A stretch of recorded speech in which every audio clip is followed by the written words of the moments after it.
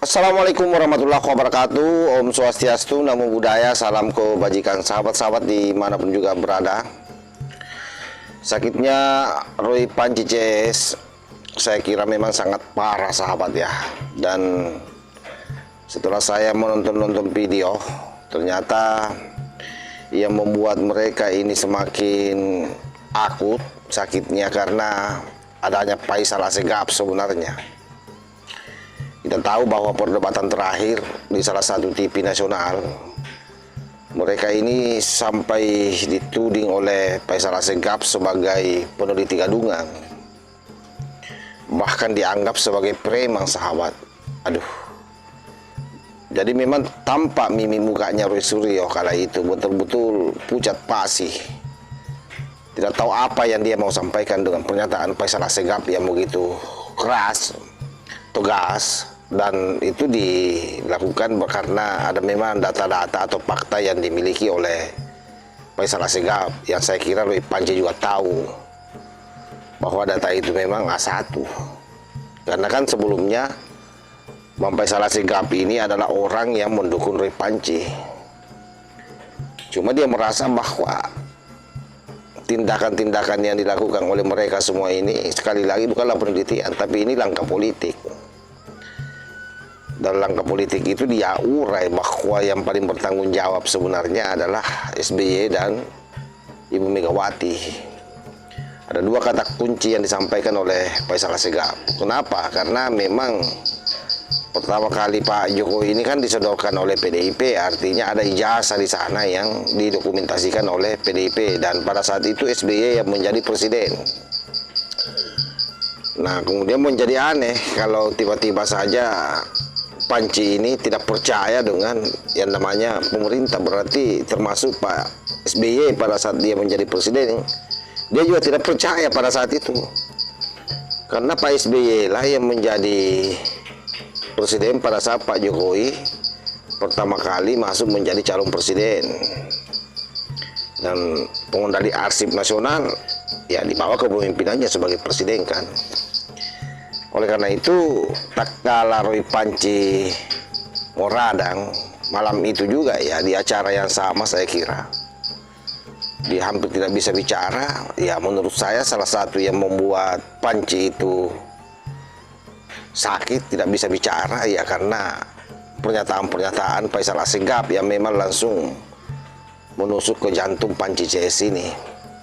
Nah, coba kita review ulang seperti apa pernyataan Faisal Assegaf sahabat. Ini dia videonya. Saya ini mengikuti ini sejak tahun 2014, tepat bulan November dengan Ibu Rahmawati. Waktu itu mereka dorong-dorong ini yang namanya Bambang Tri itu. Saya orang pertama yang mengatakan ini operasi politik. Ibu Rahmawati jangan mau dijebak. Dan terbukti Bambang Tri 2 kali masuk penjara. Dan dia tidak membawa bukti, yang dia bawa buku sebagai alasan untuk dia menunjukkan ke publik bahwa ada riset atau ilmiah. Ternyata enggak. Hari ini juga dicetak 2 buku yang kasusnya sama dengan Bambang Tri.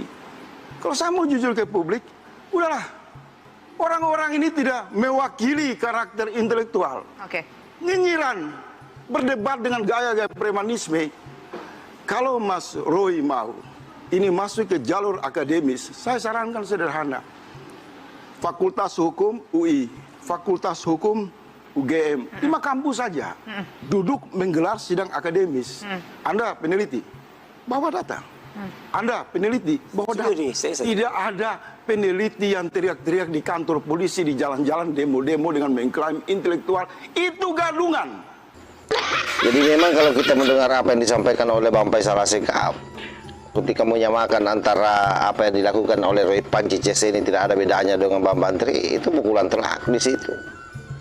Dan ini langkah politik, benar langkah politik. Karena ini politis, maka jalan satu-satunya untuk menghentikan ini semua agar tidak gaduh ya proses hukum. Nah besok itu kan sudah gelar perkara khusus ya berdasarkan permintaan Panji.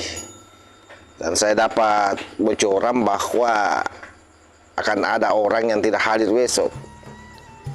Nah, ini kan yang tersangka ini klaster 1, klaster 2. Klaster 1 itu 5 orang. klaster 2 3 orang. Nah, di klaster 1 itu saya dengar informasinya ada 2 orang yang tidak akan datang.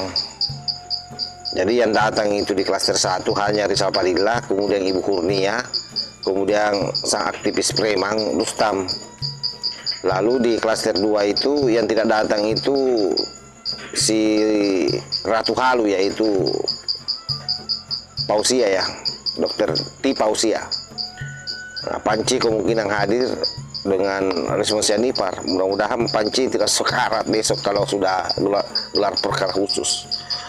Kenapa? Karena saya punya keyakinan gelar perkara khusus besok itu hanya akan semakin menguatkan apa yang menjadi sangkaan para penyidik terhadap mereka dengan barang bukti yang begitu banyak. Kalaupun mereka mau bicara besok terkait soal M-Box, soal cap stempel merah itu yang melintang, itu akan terbantahkan semua.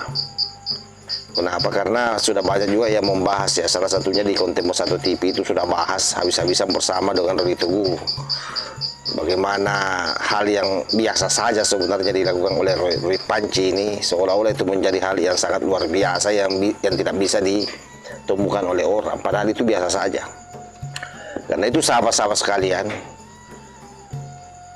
besok itu menjadi sebuah apa ya istilahnya, sesuatu yang menjadi ancaman besar bagi Panci CS. Betul bahwa yang namanya gelar perkara khusus itu bisa mengkoreksi pasal-pasal yang dijatuhkan kepada mereka, tapi kemungkinannya bisa juga semakin menguatkan.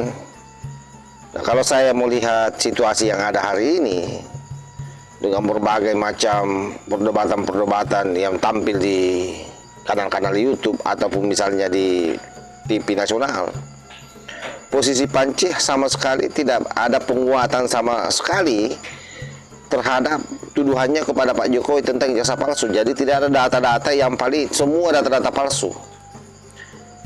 Apalagi kita tahu semua bahwa UGM sudah 2 kali mengeluarkan pernyataan.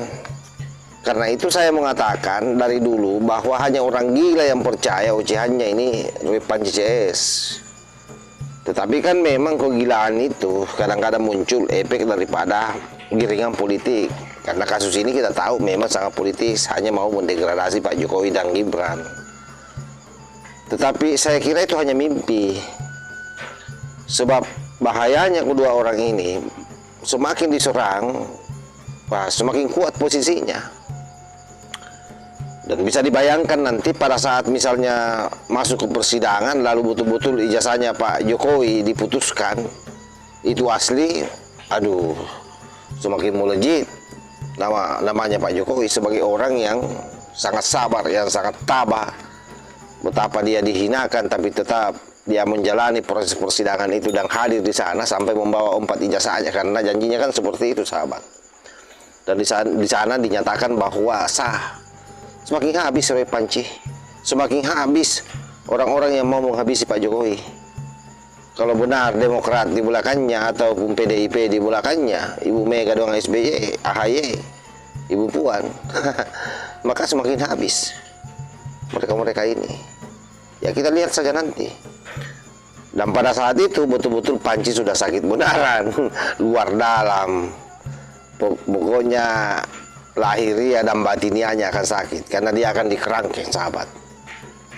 Ini kita tinggal menunggu waktu saja ini. Pokoknya besok ini gelar perkara khusus, setelah itu dipanggil kembali, ini langsung dikasih pakai rompi merah ini atau rompi orange. Saya kira demikian ya. Wassalamualaikum warahmatullahi wabarakatuh.